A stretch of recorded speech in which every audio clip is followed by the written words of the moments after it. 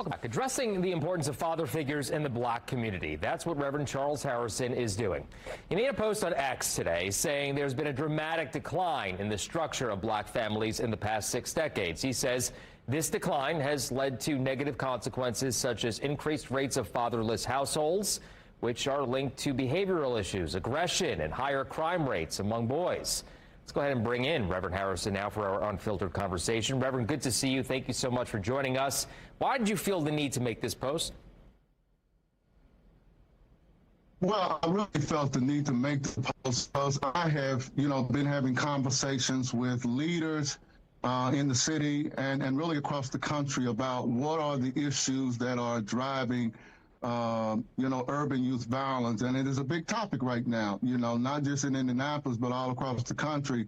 And one of the issues that I think should be rise to the surface is certainly the issue of broken families and the impact of the lack of fathers in the households, particularly within the black community, and that dramatic change that has occurred, within my lifetime. Being born in 1960, I have certainly witnessed this dramatic shift and the impact that it has had on young black men, particularly those who are most at risk, who tend to be a part of the judicial system, are those who are most likely to be the victims and suspects of violent crimes.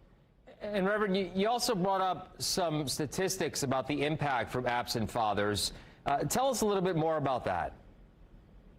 Well, when you talk about, what the studies are showing, particularly when, in the black community, about 44% of black children are born into two-parent households with their fathers compared to white America, that's about 76%. Studies have shown that most young African Americans who tend to get in trouble with the judicial system come from single-parent households, and it tends to lead to behavioral problems, and many of those young men tend to seek for love in the wrong places where they feel like they're not getting that attention at home. They tend to gravitate and form these kind of bonds in the street that may lead them into drug trafficking or becoming a part of gangs that leads them down a wrong path in life. And I shared some of those statistics based on my own experience growing up, in the Jeffersonville, Louisville, Kentucky area, and seeing that impact on my step brother, who did not have the father figure in his life that I believe also led to his tragic death. What type of reaction do you get when you bring up this topic?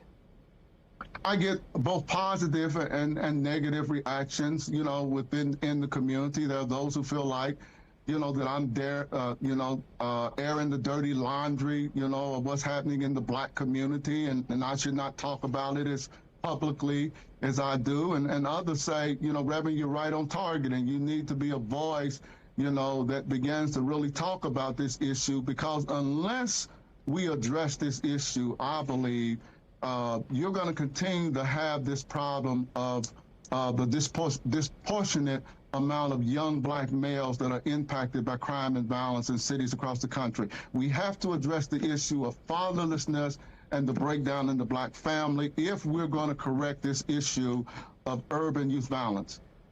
You mentioned rebuilding black families is essential, you say, in addressing urban violence. So how does the community go about that? I think certainly we have to have a conversation about what is causing it, and to begin to strategize as to how we reverse that. And I don't think we have had a real serious conversation about that as a community.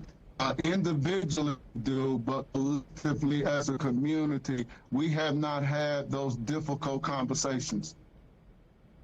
One last final question for you. What's your message to anyone who may be watching this or maybe who have seen your post?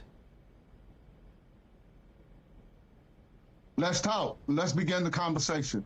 We got to have this conversation as the broader community if we want to reverse these numbers that all of us want to see reversed and to save our children from violence and prison.